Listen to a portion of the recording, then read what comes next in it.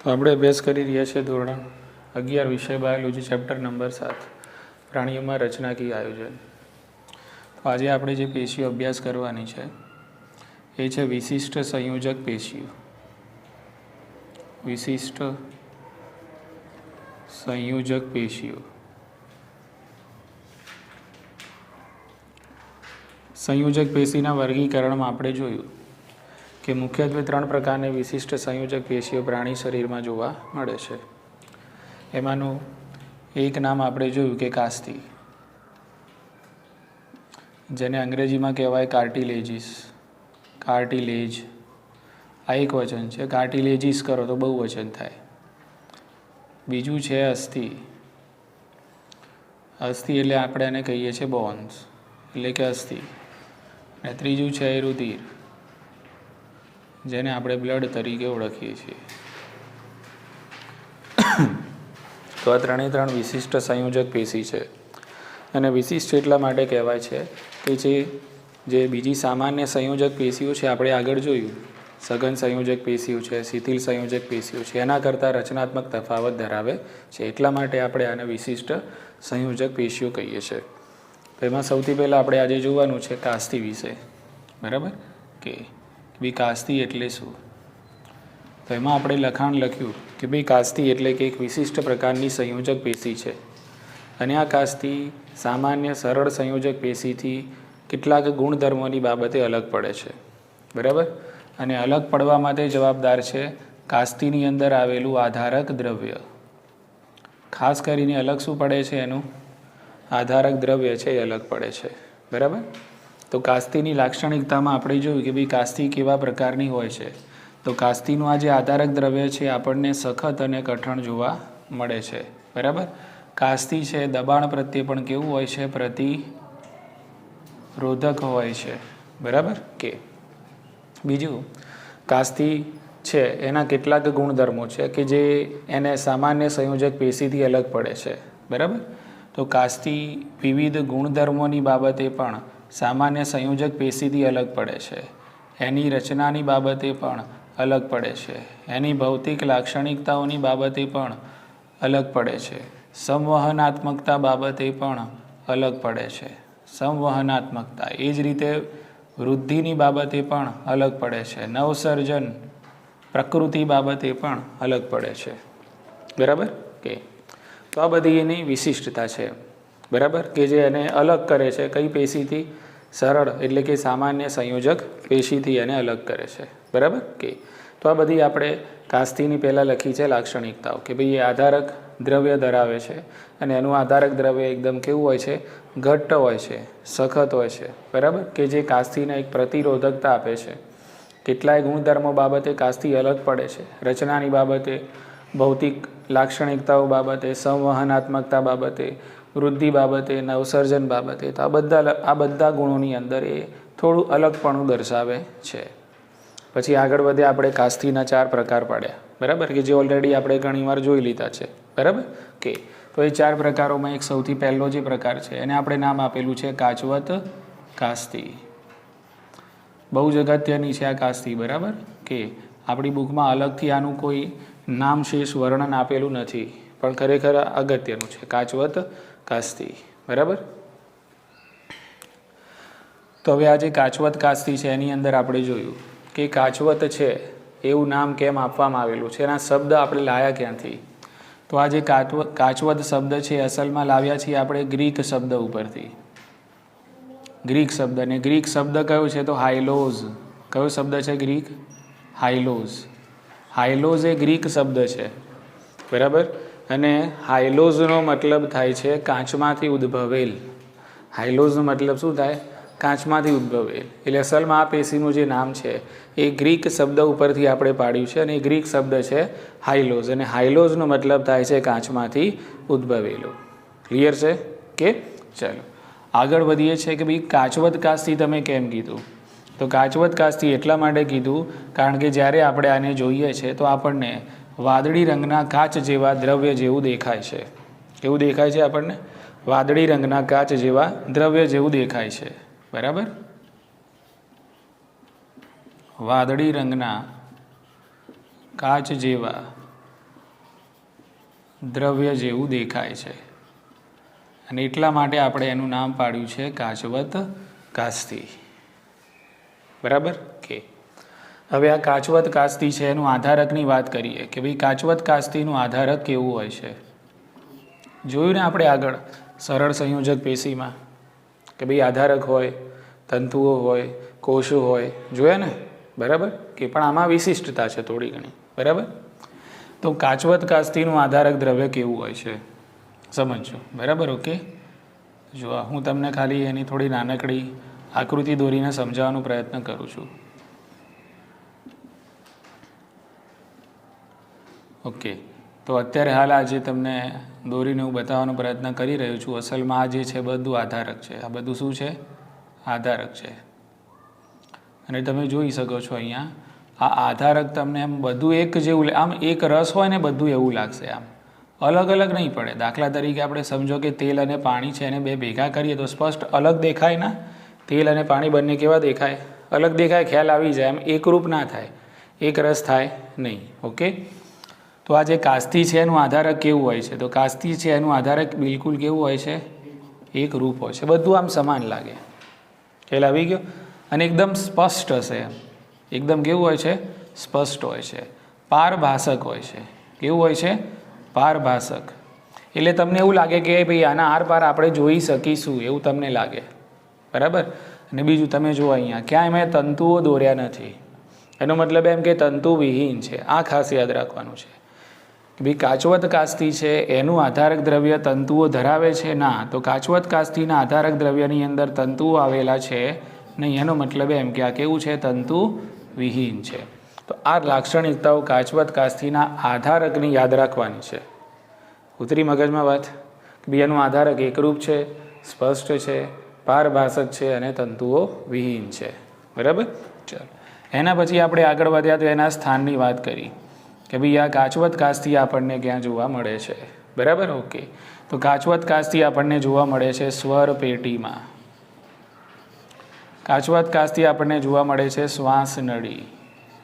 કાચવત કાસ્તી આપણને જોવા મળે છે ઉરોસ્થિ. કાચવત કાસ્તી આપણને જોવા મળે છે પાંસળીઓ. અને એ જ રીતે દ્વિત પ્રસાદન. દ્વિત પ્રસાદન. સ્વરપેટી શું છે આપણને બધાને ખબર છે. શ્વાસ નળી ક્યાં હોય આપણને બધાને ખબર છે. ઉરોસ્થિ એ હાડકાનું જ નામ છે. આ જે હાડકું છે ને સેન્ટરમાં જેના સાથે પાંસળીઓ જોડાયેલી છે. બરાબર. સેન્ટરમાં હાડકું છે એને કહેવાય ઉરોસ્થિ. બરાબર કે તો એ ઉરોસ્થિમાં પણ એ જ રીતે પાંસળીઓ છે એમાં પણ આ અસ્થિ આવેલું છે. અને એ જ રીતે દ્વિત પ્રસાદન પેલું લાવારીસની કાલે વાત કરી હતી. અહીંયા જે હાડકું છે એને શું કહેવાય? દ્વિત પ્રસાદન. અંગ્રેજીમાં એને કહેવાય હ્યોઇડ. શું કહેવાય? હ્યોઇડ. જે રીતે કંપનીનું નામ છે ને હ્યુન્ડાઈ એવી રીતે શું છે? હ્યોઇડ. બરાબર ઓકે. તો આ થઈ ગયું એનું પેકેજ. કઈ કાસ્તીનું? કાચવત કાસ્તીનું. બરાબર. તો કાચવત કાસ્તી આપણને અહીંયા જોવા મળે છે. હવે આપણે આની રચનાની વાત કરીએ કે ભાઈ કાચવત કાસ્તી અથવા તો બધી જ કાસ્તી. તો બધી જ કાસ્તીની આપણે વાત કરીએ તો એની અંદર આપણને કોષો જોવા મળશે. કાસ્તીમાં જે કોષો જોવા મળે છે એને આપણે કહીએ કાસ્તી કોષો. સિમ્પલ છે. અસ્થિમાં અસ્થિ કોષો હોય, કાસ્તીમાં કાસ્તી કોષો હોય, રુધિરમાં રુધિર કોષો હોય એવું.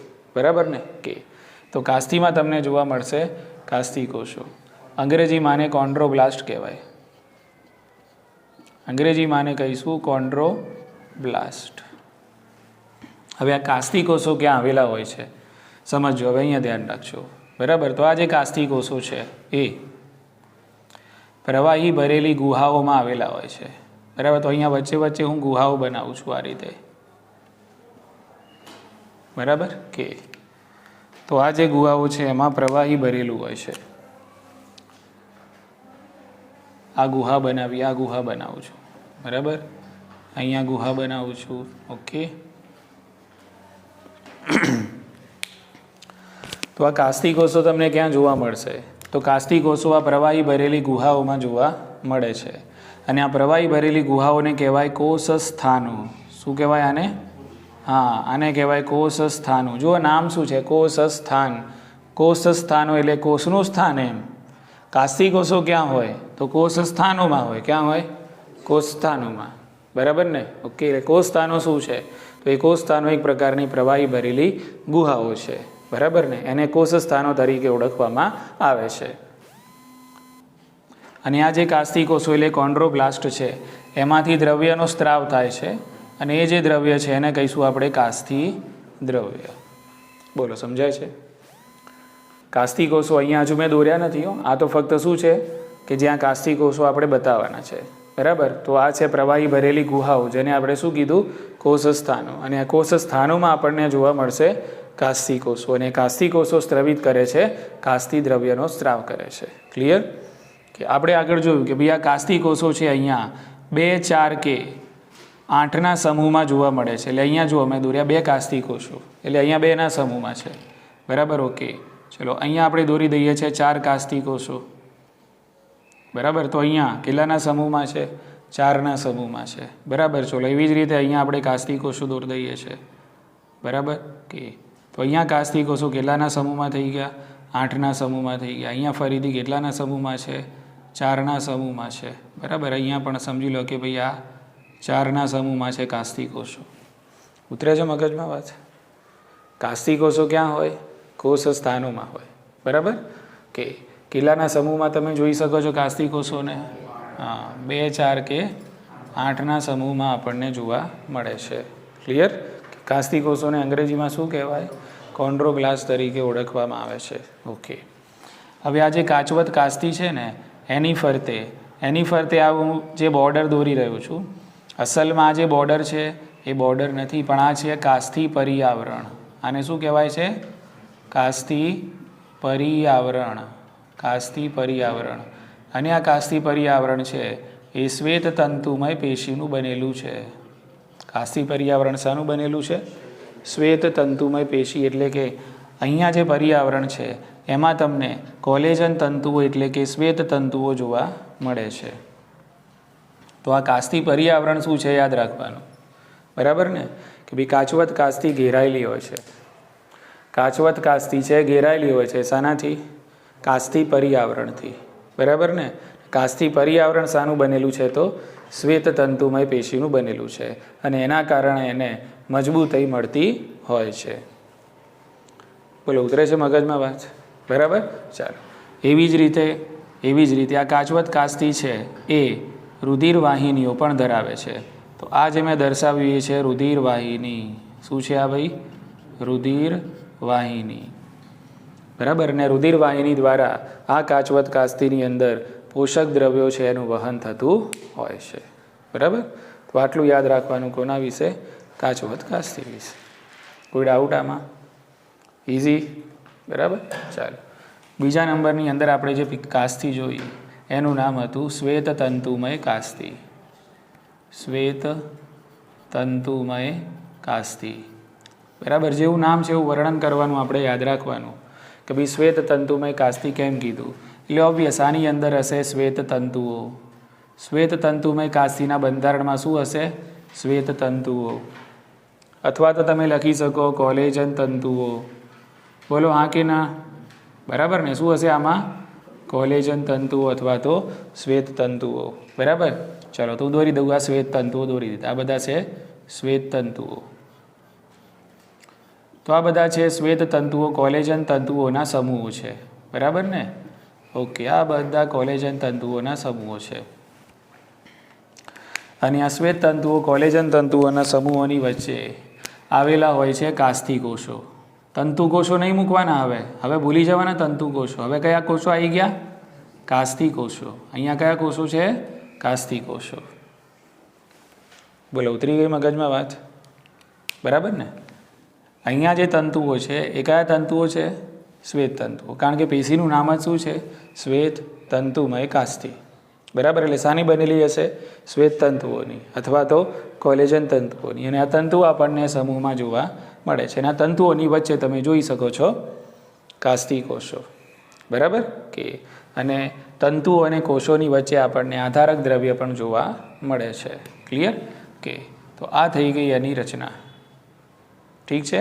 હવે સૌથી અગત્યનું છે આનું સ્થાન, કે જે બહુ જ આઈએમપી છે. આ તો બધું ઠીક. શ્વેત તંતુમય કાસ્તી છે, અહીંયા પૂરું થઈ જાય એમ. વધારે પડતું આમાં કંઈ યાદ ના રાખવાનું, અને એના નામ ઉપરથી ખબર પડી પણ જાય વાંચવાવાળાને કે ભાઈ આમાં કયા તંતુઓ હશે, તો કયા તંતુઓ હોય, કોલેજન તંતુ. બાકી એનું સ્થાન બહુ અગત્યનું છે. બરાબર, ઓકે. ચલો, આપણું જે કરોડ સ્તંભ છે, બરાબર, કરોડ સ્તંભ છે એમાં તમે સમજી લો આ રીતે મણકા આવેલા હોય છે. આપણું આ જે કરોડ સ્તંભ છે એમાં હોય છે ને મણકા, બરાબર ને. એકાદો મણકો ખસી જાય તો ઉપાધિ થઈ જાય, બેલેન્સ બધું જતું રહે. બરાબર ને, કે આપણે વ્યવસ્થિત પોસ્ચરિંગ પણ કરી ના શકીએ. તો આ બધા આપણા મણકા છે. બરાબર, કે તો આ જે મણકા છે એને આપણે સાયન્ટિફિક ભાષામાં કહીએ છીએ કશેરુકાઓ. શું કહીશું આપણે આને? કશેરુકાઓ.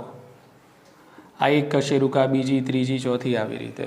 બરાબર ને, કે તો આ કશેરુકાઓ આપણને સામાન્ય રીતે સસ્તનોમાં જોવા મળે છે. અને આ કશેરુકાઓની વચ્ચે અહીંયા તકતી હોય, આ રીતે પ્લેટ હોય. કશેરુકાઓની વચ્ચે તકતી પ્લેટ હોય. પ્લેટ એટલે ગાદી, આપણે ગાદી રીતે લઈશું. બરાબર, તો આ કશેરુકાઓની વચ્ચે આ તકતી આવેલી હોય છે. તો આ તકતીઓને કહેવાય આંતર કશેરુકા તકતીઓ. શું કહેવાય આને? આંતર કશેરુકા તકતીઓ. બોલો હા કે ના? આ કશેરુકાઓ છે ને, કશેરુકાની વચ્ચે આ તકતી છે, તો તકતીને શું નામ અપાય? આંતર કશેરુકા તકતીઓ. બરાબર ને. અને આંતર કશેરુકા તકતીઓમાં જે પેશી છે એનું નામ છે શ્વેત, એટલે જે કાસ્તી છે એનું નામ છે શ્વેત તંતુમય કાસ્તી. ઉતરી ગઈ મગજમાં વાત? બરાબર ને, કે એટલે આંતર કશેરુકા તકતીના કારણે, અથવા તો આપણે એમ કહી શકીએ કે ભાઈ આ શ્વેત તંતુમય કાસ્તીના કારણે કશેરુકાઓ એકબીજા સાથે જોડાયેલી હોય છે. બરાબર ને. એટલે જ્યારે તમે મૂવમેન્ટ કરો છો ત્યારે આ મણકા છે એકબીજાના સંપર્કમાં આવતા નથી, એટલે મણકાની વચ્ચે ઘસારો થતો નથી. હવે જ્યારે આ કાસ્તી, આ જે ગાદી છે, ઘસાવાનું ચાલુ થાય એટલે ધીમે ધીમે આ મણકા એકબીજાના સામા આવશે, સંપર્કમાં આવે છે.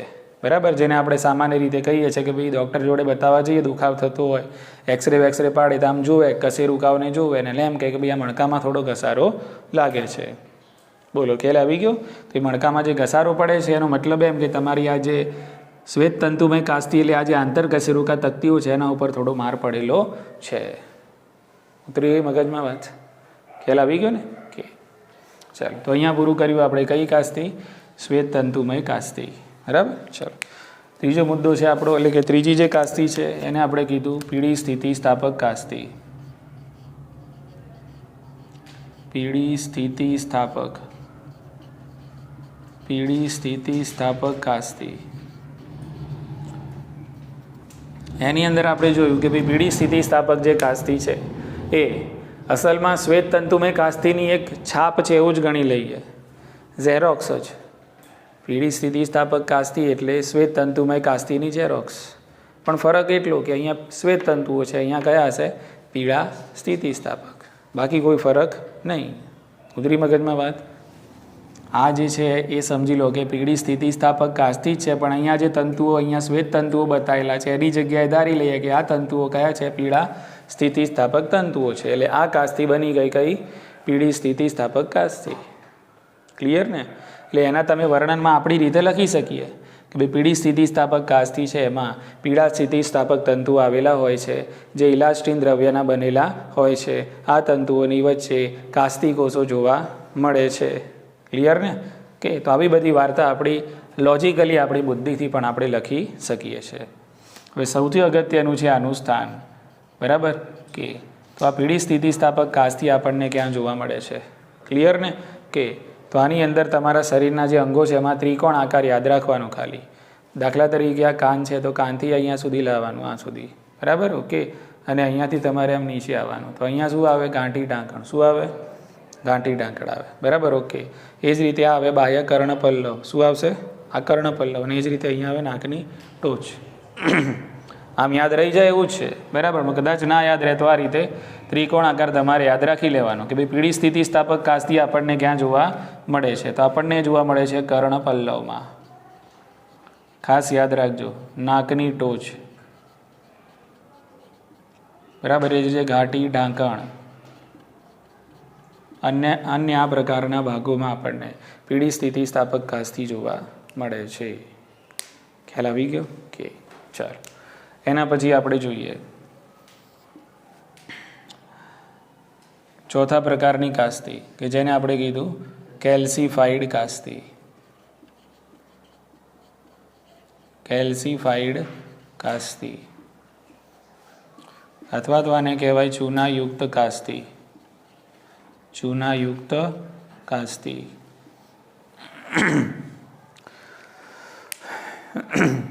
કેલ્સીફાઈડ કાસ્તી જો નામ છે કેલ્સીફાઈડ કાસ્તી, એનો મતલબ શું થયો? તો આ કેલ્સીફાઈડ કાસ્તીનું જે આધારક દ્રવ્ય છે એ આધારક દ્રવ્યની અંદર ચૂનાના ક્ષારોનું પ્રમાણ વધારે હોય છે. That's all. બરાબર ને? સમજી લો કે આપણી જોડે કાચવત કાસ્તી છે અને કેલ્સીફાઈડ કાસ્તી છે, તો કઈ રીતે ઓળખવાની?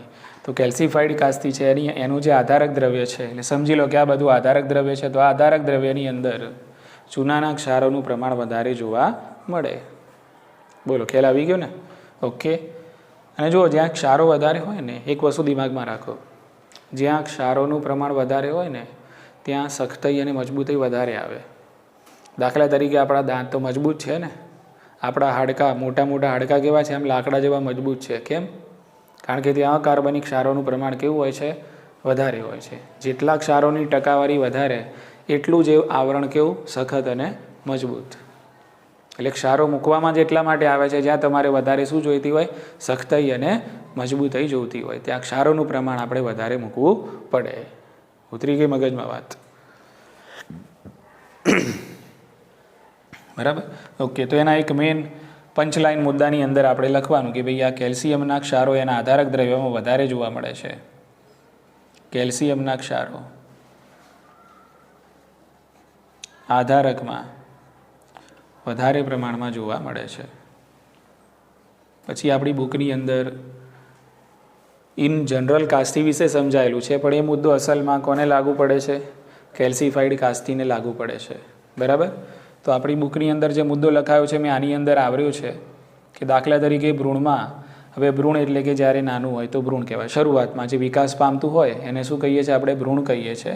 અને ભ્રૂણની અંદર જે કાસ્તી હોય છે એ ભ્રૂણ જ્યારે પુખ્ત થાય એટલે મોટાભાગની જે કાસ્તી છે એનું રૂપાંતરણ શાની અંદર થઈ જશે? અસ્થિમાં થઈ જાય છે. સમજાય છે? આ કે ના?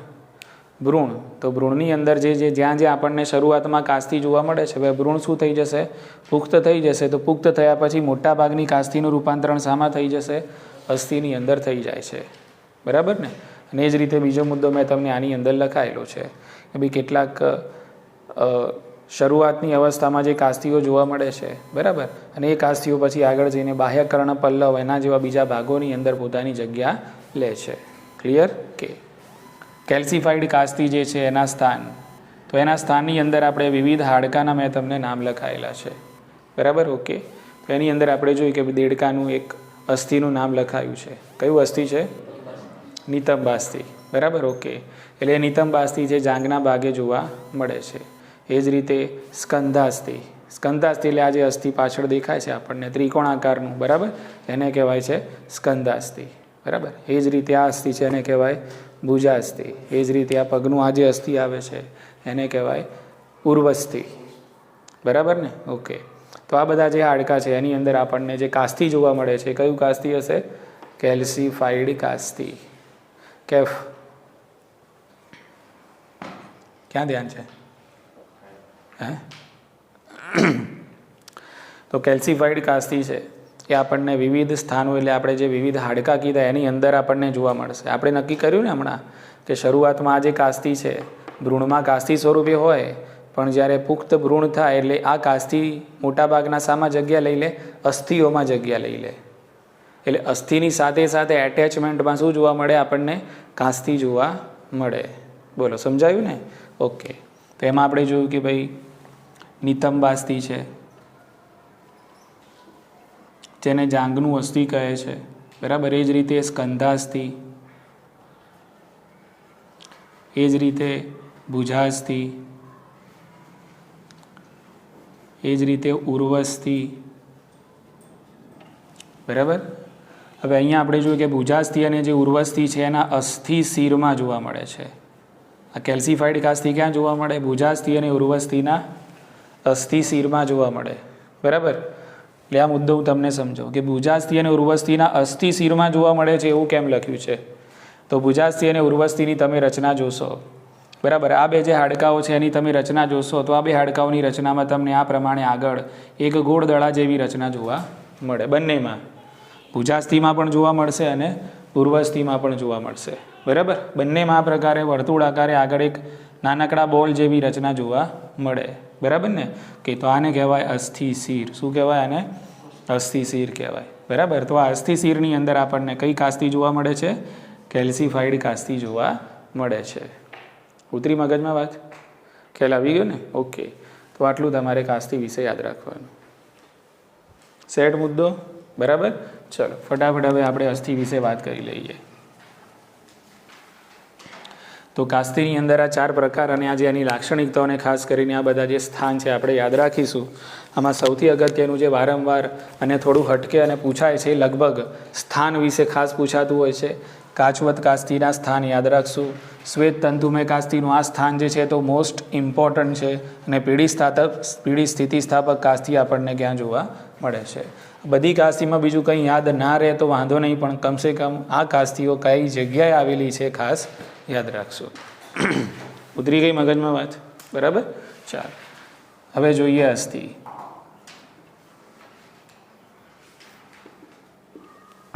જેને આપણે સામાન્ય રીતે બોન્સ કહીએ છીએ. બરાબર, ઓકે. એક શબ્દ છે ઓસ્ટિયોલોજી. ઓસ્ટિયોલોજી જે રીતે બાયોલોજી છે એ રીતે ઓસ્ટિયોલોજી શબ્દ છે. એટલે જ્યાં ઓસ્ટિયો શબ્દ આવે ને, ઓસ્ટિયોલોજી, ઓસ્ટિયોસાઇડ, એનો મતલબ શું? તમે અસ્થિ વિજ્ઞાન ભણી રહ્યા છો, હાડકા વિશેનું જ્ઞાન લઈ રહ્યા છો, હાડકા વિશેનું પદ્ધતિસરનું નોલેજ લઈ રહ્યા છો, તો એ જે વિજ્ઞાન છે કે જે હાડકા સાથે જોડાયેલી છે એને શું કહેવાય? ઓસ્ટિયોલોજી તરીકે ઓળખવામાં આવે છે. બોલો, ઉતરી મગજમાં વાત? બરાબર, ઓકે. એટલે ઓસ્ટિયો શબ્દ જ અસ્થિ માટે પ્રયોજવામાં આવેલો છે. હવે આપણે બધાએ જાણીએ છીએ કે ભાઈ હાડકું કેવું હોય સામાન્ય રીતે.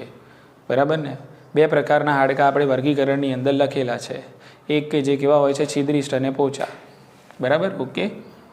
એક જે હાડકા છે આપણને કેવા જોવા મળે? છિદ્રિષ્ઠ અને પોચા. અને બીજા જે છે આપણને સખત જોવા મળે છે. છિદ્રિષ્ઠ અને પોચા હાડકાના ઉદાહરણ આપણને મેં તમને જે લખાવ્યું એની અંદર છેલ્લા મુદ્દામાં લખાયું છે. બરાબર ને, કે દાખલા તરીકે આપણી કશેરુકાઓ છે, મણકા જે છે, આપણી પાંસળીઓ છે, બરાબર, ખોપરીના અસ્થિ છે, આ બધા કેવા કહેવાય? છિદ્રિષ્ઠ અસ્થિઓ હોય છે સામાન્ય રીતે. બરાબર, ઓકે. અને બીજા સખત અસ્થિઓ એટલે કયા છે? કે ભાઈ આપણા શરીરના જે લાંબા અસ્થિઓ છે, કે ભાઈ હાથના અસ્થિઓ છે, પગના જે અસ્થિઓ છે, આ બધા કેવા કહેવાય? આમ મજબૂત અને સખત અસ્થિઓ કહેવામાં આવે છે. ક્લિયર ને? ઓકે. આગળ વધીએ છીએ એટલે આપણને અસ્થિ જે છે એની લાક્ષણિકતાઓની ખબર પડે છે કે ભાઈ અસ્થિ કેવું હોય છે. તો આપણે જાણીએ છીએ બધા કે ભાઈ સામાન્ય રીતે હાડકું કેવું હોય છે? સખત હોય છે. બરાબર, ઓકે. એ જ રીતે હાડકું કેવું હશે? બરડ પણ હશે. હાડકું છે પ્રતિરોધક, એટલે એને કોઈ મતલબ એવું નહીં કે આમ કોઈ વસ્તુ ટચ થાય ને તરત જ હાડકું ભાંગી જાય એવું હોય છે? ના, એવું હોતું નથી. જે પણ એને કંઈ સમજી લો કે કંઈ યાંત્રિક એને ઈજા કંઈક થતી હોય છે તો એના અંદર એટલી થોડી ઘણી તાકાત હોય છે કે એ જે ઈજા છે એને સહન કરી શકે. એ જે એને ધક્કો વાગે છે એને શું કરી શકે?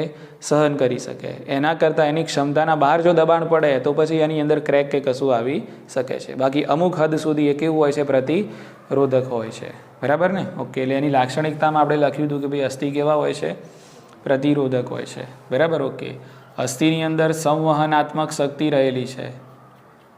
સંવહનાત્મક શક્તિ, કારણ કે હાડકાની અંદર રુધિરવાહિનીઓ જાય. હો ભાઈ, ધ્યાન રાખજો. હાડકામાં શું જાય? હા, હાડકામાં પણ રુધિરવાહિનીઓ જતી હોય છે. એટલે એની અંદર પણ દ્રવ્યોનું સંવહન થતું હોય છે. હાડકાને પણ મળતા હોય છે પોષક દ્રવ્યો. તમે એમ ના સમજતા કે ભાઈ આ હાડકું છે હાથનું કે પગનું, તો એની અંદર રુધિરવાહિનીઓ નહીં હોય. એની અંદર રુધિરવાહિનીઓ છે. બોલો, ઉતરે છે મગજમાં વાત? બરાબર, ઓકે. તો હાડકાની અંદર પણ સંવહનાત્મક શક્તિ રહેલી હોય છે. બરાબર, કે એ જ રીતે હાડકું છે નવસર્જન શક્તિ ધરાવે છે. એક મુદ્દામાં આમાં આપણે લખ્યું કે ભાઈ હાડકું એટલે અસ્થિ છે ક્રમશઃ અંદર અને બહારની બાજુ નવા સ્તરો છે ઉમેરતું જાય છે. બરાબર, એટલે હાડકાની અંદર કેવી શક્તિ રહેલી છે? નવસર્જન શક્તિ છે રહેલી છે. ક્લિયર? કે એ જ રીતે આપણે જોઈએ છે કે ભાઈ અસ્થિ, આપણા શરીરની વાત કરીએ અસ્થિ, તો અસ્થિ છે એને ડિલીટ કરી દઈએ તો આપણા શરીરનું માળખું રહે. હાડકા જ ખાલી કાઢી નાખો તો આપણું શરીર રહે ખરું? બધું નીચે આવે ને. એટલે આખું જે માળખું રચાય છે કોણ રચે છે? અસ્થિ. એટલે અસ્થિ એક વિશિષ્ટ પ્રકારની પેશી છે કે જે આપણા શરીરનું શું રચે છે? ફ્રેમ. આપણા શરીરની આખી ફ્રેમ તૈયાર કરે છે, આકાર તૈયાર કરે છે. ઓકે, તો શરીરનું શું રચે છે? માળખું રચે છે. બોલો, ખ્યાલ આવી ગયો? અચ્છા, અસ્થિ કડક છે કેટલા? અસ્થિ કઠણ છે. કાસ્થી કરતાં બી અસ્થિ કેવું છે? આમ સખત છે, વધારે સખત છે એના કરતાં પણ. તો એનું કારણ છે એનું આધારક દ્રવ્ય. તો અસ્થિનું જે આધારક દ્રવ્ય છે એ કેવું હોય છે? સખત હોય છે. બરાબર? ક્ષારયુક્ત હોય છે. અસ્થિનું આધારક દ્રવ્ય કેવું હોય છે? ક્ષારયુક્ત છે. અને આગળ આપણે જોયું કે ભાઈ આ જે અસ્થિ છે એની અંદર મેં તમને લખાયું આગળ હાવર્સિયન તંત્ર આવેલું છે, લખાયું ને? એમાં લખાયું નલિકા છે, હાવર્સિયન નલિકા છે. ક્લિયર ને? એનો મતલબ એમ કે અસ્થિ કેવા હોય છે? નલિકા યુક્ત તંત્ર છે. અસ્થિ એ કેવું તંત્ર છે? નલિકા યુક્ત તંત્ર છે. અને અસ્થિ છે એ હલનચલન અને પ્રચલનમાં પણ મદદ કરે છે. હલનચલન અને પ્રચલન. તો આ બધી તારીફ કોની છે? અસ્થિની છે. બોલો, સમજાયું ને? હા કે ના? ખ્યાલ આવી ગયો કે? તો આ બધા મુદ્દાઓ છે નાના નાના સ્વરૂપે આપણે ક્યાંક ને ક્યાંક મેં તમને લાક્ષણિકતાના સ્વરૂપમાં લખાયા છે. ઇઝી? તો આ થઈ ગઈ અસ્થિની તારીફ. હવે હાડકાની અંદર બે પ્રકારની પેશીઓ સામાન્ય રીતે આપણને જોવા મળે છે. તમે કોઈ હાડકું જુઓ ને, આમ હાડકું, બરાબર, તો બહારથી થોડું મજબૂત લાગે. બહારથી કેવું લાગે? મજબૂત, કઠણ. પણ જેમ જેમ તમે હાડકામાં અંદર તરફ જાઓ ને, આમ અંદર તરફ, તો અંદર તરફનો જે હિસ્સો હશે, અંદર તરફનો જે હિસ્સો હશે, બરાબર, એ તમને થોડો સામાન્ય પોચો લાગે. બરાબર ને? એટલે હાડકાની અંદર બે પ્રકારની પેશીઓ આપણને જોવા મળે છે. હાડકામાં કેટલા પ્રકારની? બે પ્રકારની પેશીઓ આપણને જોવા મળે છે. બહારની બાજુ જે પેશીઓ હોય છે એને કહેવાય ઘનીકૃત. અને અંદરની બાજુ જે હાડકું થોડું પોચું બને છે, અંદરની સાઈડ થોડું પોચું બને, બરાબર, તો અહીંયા જે પેશીઓ એને કહેવાય વાદળી સદસ્ય. એટલે હાડકું એ બે પ્રકારની પેશીઓનું સંયોજન છે. ઉતરે છે મગજમાં વાત? ખ્યાલ આવે છે કે? એક કયું? ઘનીકૃત, અને બીજું છે વાદળી સદસ્ય. ઇઝી? ઓકે, ચલો વધીએ આગળ. જે રીતે આપણે કાસ્થી જોયું, તો કાસ્થીની અંદર કાસ્થી કોષો આવેલા છે, બરાબર ને? ઓકે, તો એ જ રીતે આ અસ્થિ છે. તો અસ્થિની અંદર શું આવેલું? કયા કોષો હશે? અસ્થિ કોષો. અસ્થિમાં શું હોય છે? અસ્થિ કોષો આવેલા હોય છે. ખ્યાલ આવી ગયો ને? કે કાસ્થી કોષોને આપણે કીધું કોન્ડ્રોબ્લાસ્ટ, તો આને કહેવાય ઓસ્ટિયોબ્લાસ્ટ. અસ્થિ કોષોને અંગ્રેજીમાં કહેવાય છે ઓસ્ટિયોબ્લાસ્ટ.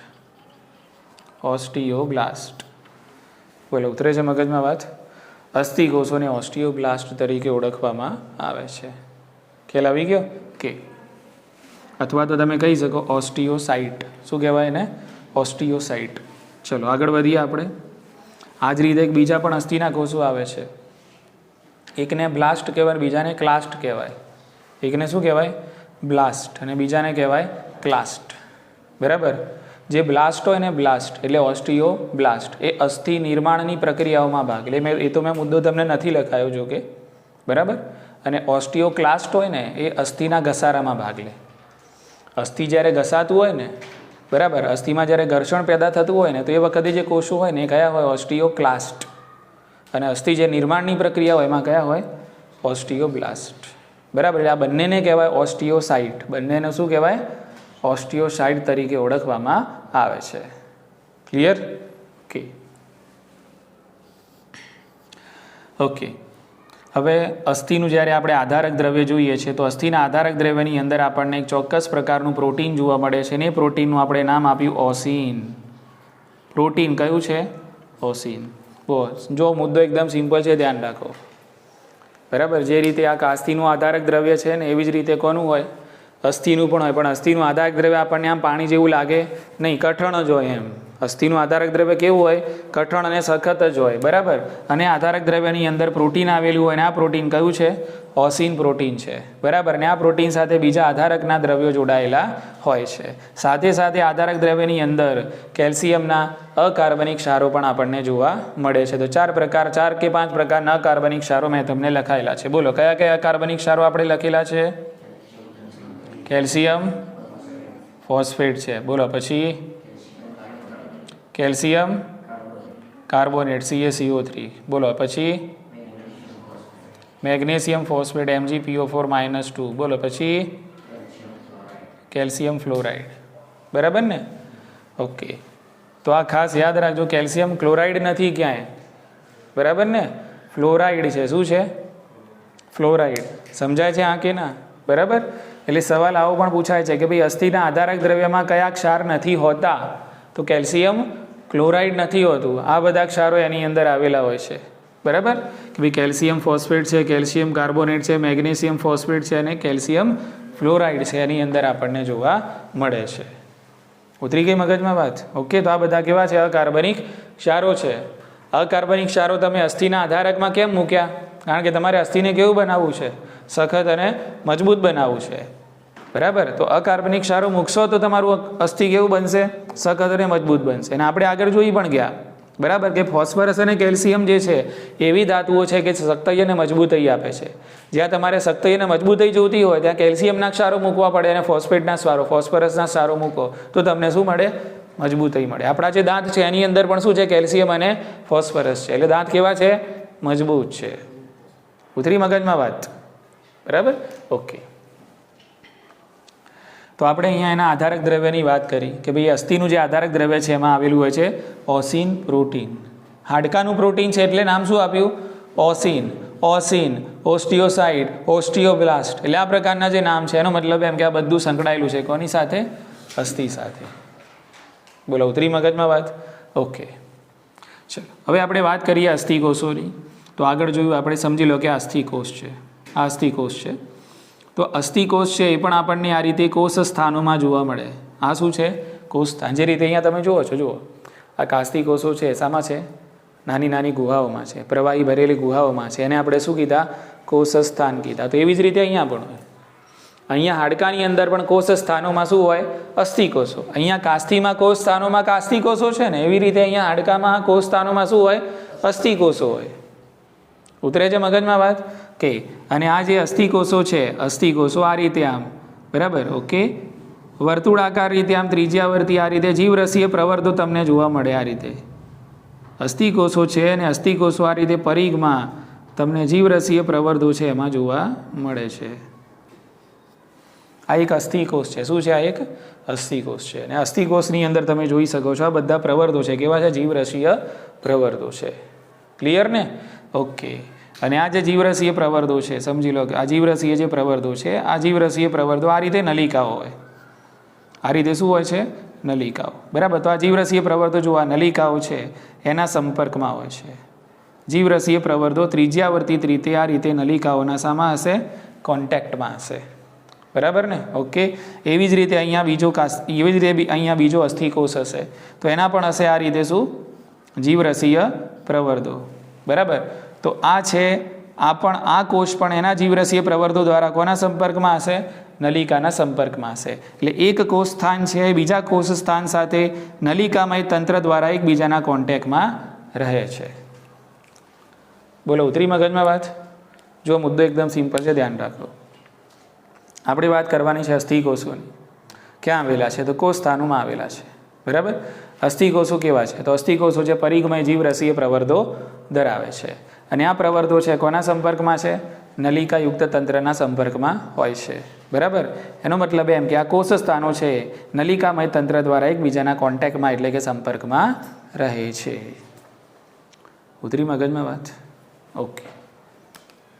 ચાલો હવે એમાં આપણે આગળ વાત કરી છે કે ભાઈ સમજી લો કે દેડકા જેવા પ્રાણીઓના જે સૂકા અસ્થિઓ છે, બરાબર, કે એ સૂકા અસ્થિઓની તમે રચના જોશો, બરાબર, તો એ રચનાની અંદર આપણને અસ્થિ મજ્જા જોવા મળે છે.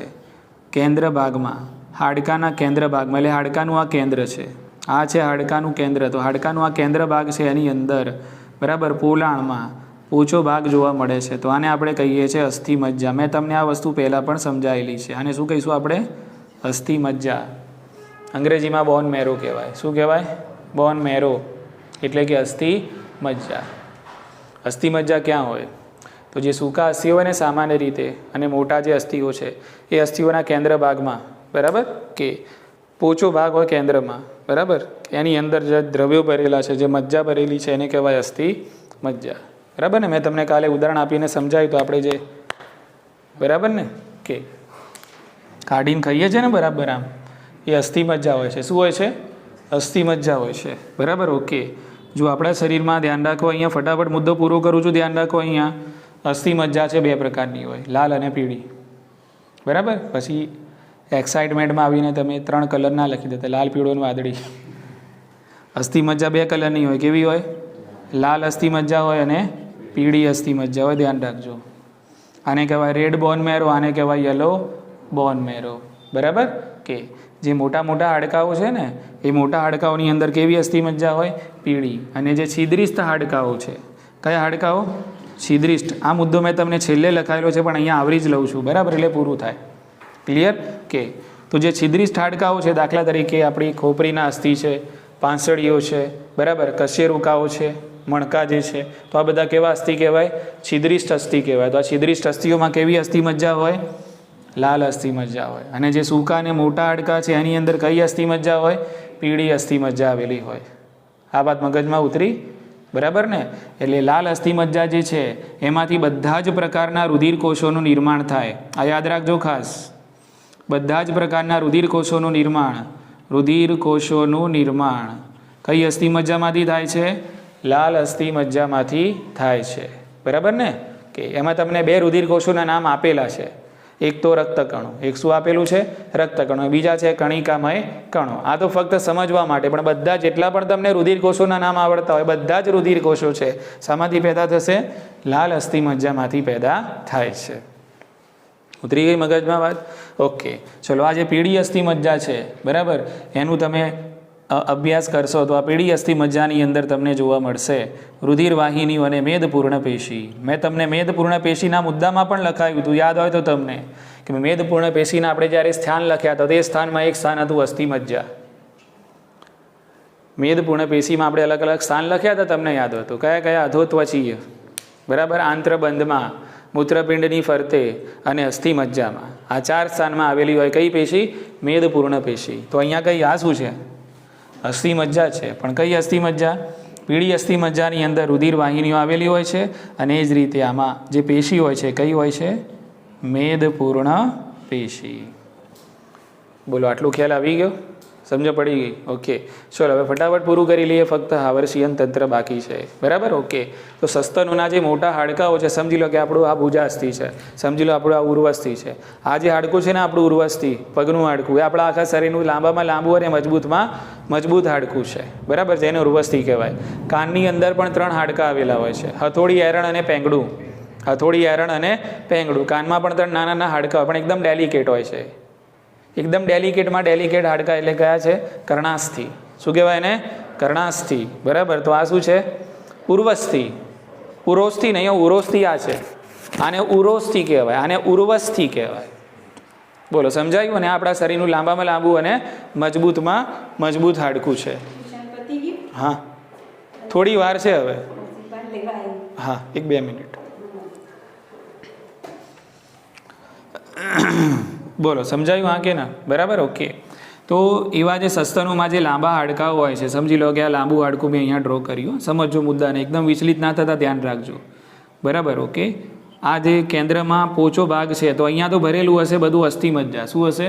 અસ્થિ મજ્જા. બરાબર? ઓકે, હવે અહીંયા તમે જોશો ને તો તમને આ રીતે સ્તંભમય રચનાઓ જોવા મળશે. આ રીતે આમ સ્તંભમય રચનાઓ જોવા મળશે. આ રીતે આ સ્તંભમય રચનાઓ આ રીતે જતી હશે. આમ આ એક સ્તંભ બન્યો, એ રીતે આ એક બીજો સ્તંભ બન્યો. બરાબર? એ રીતે આ એક ત્રીજો સ્તંભ બને છે. આ રીતે